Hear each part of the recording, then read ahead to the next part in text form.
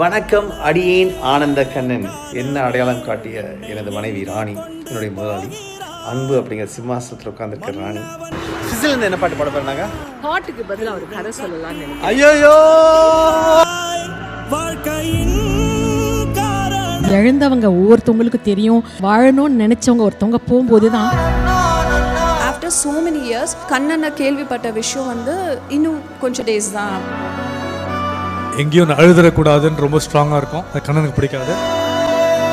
Mic எடுக்கும்போது இன்னைக்கு நான் எத்தனை பேரை சந்தோஷப்படுத்த போறேன், அதுக்காக நிறைய பிரத்யேகமான ஏற்பாடெல்லாம் பண்ணுவார். பல வண்ணங்கள்ல முடிய சிகை அலங்காரம் பண்ணிக்குவாரு, வண்ண வண்ண உடைகள் போடுவாரு, தாடியிலெல்லாம் கூட என்னென்னமோ ஷேப்லாம் பண்ணிட்டு வருவார்.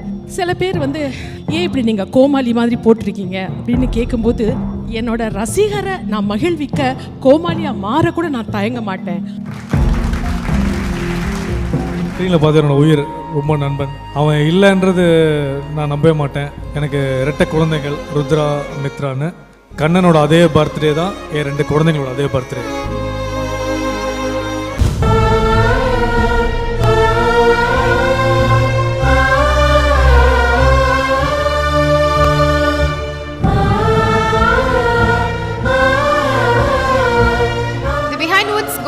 Icon of television late Anand Kannan அவர்கள் சார்பாக அவர்களுடைய மனைவி அந்த அவார்டை வாங்கிக்கிறாங்க. ஒரு பலத்த கைத்தறல் கொடுத்துடலாம்.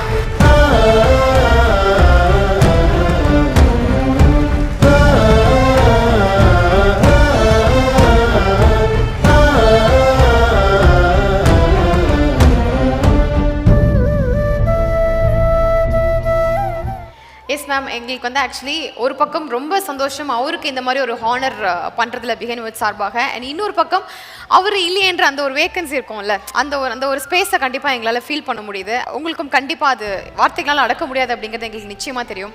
ஸோ இந்த ஒரு நேரத்தில் நீங்கள் என்ன சொல்ல விரும்புகிறீங்க, என்ன ஷேர் பண்ணிக்க விரும்புகிறீங்க?